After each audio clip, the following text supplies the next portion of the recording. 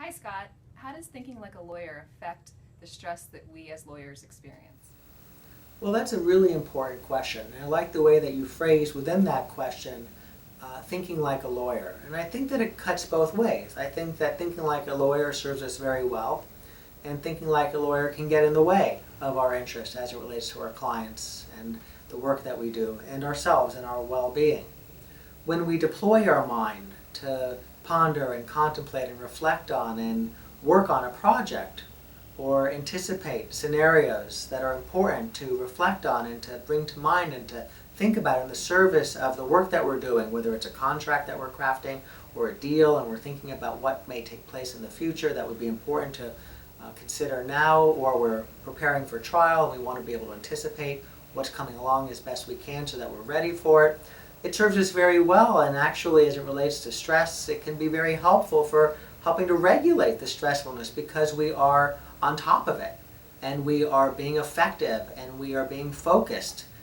But this very same mind that can do all of that as it thinks like a lawyer also has a very strong tendency, because of our 24/7 vigilance and attending to everything that might come along that can get in the way of our case or our client's interest. That aspect of our mind can lead to worry and a stressfulness and an anxiety that really exacerbates the seriousness of the situation, because the work that we do is serious and there is a certain level of stress that's a part of it. What we want to do is we want to go with and work with the tasks at hand and the projects in a way that is able to feel and experience the stressfulness so that it engages us and it facilitates an even greater alertness and attentiveness, not one that disrupts and overwhelms us. So let me talk for just a moment on the mind that moves into the future.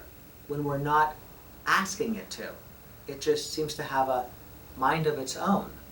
And so that vigilance, that thinking about our client's case, that tendency to move into the future can move into overdrive. It can happen in a very conditioned, automatic way. We can find ourselves having a meal and enjoying it until our mind zooms into the future. We can be having a wonderful conversation with somebody, a friend perhaps, and our mind is off thinking about that thing in the future. We can be working on a matter that calls for our attention right now, and the mind lifts up and moves into the future.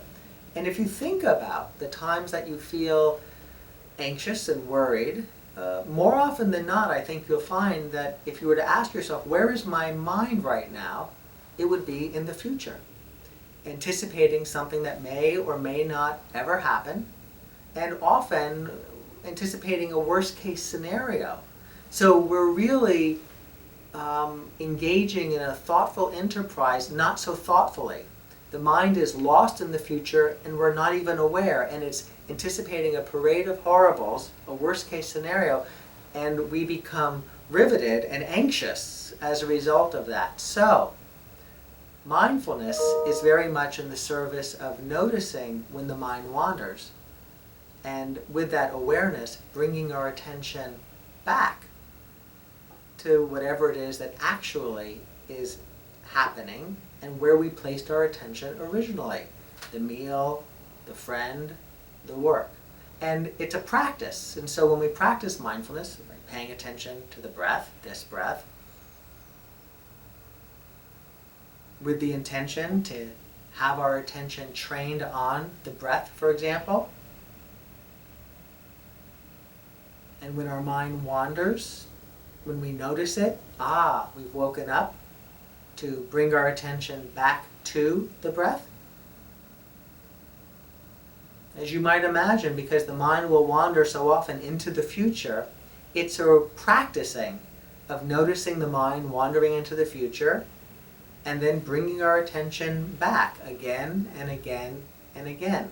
And so thinking like a lawyer carries with it a great many very positive, admirable, and effective qualities.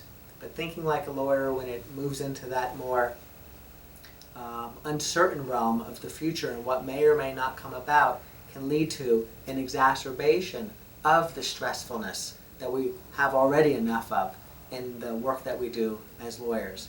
And so the practice of mindfulness can be helpful for toning that down by bringing ourselves back into a ready state to take on the task at hand and the challenges that we have without making them into more than they need to be and without becoming distracted from the very important work that we do.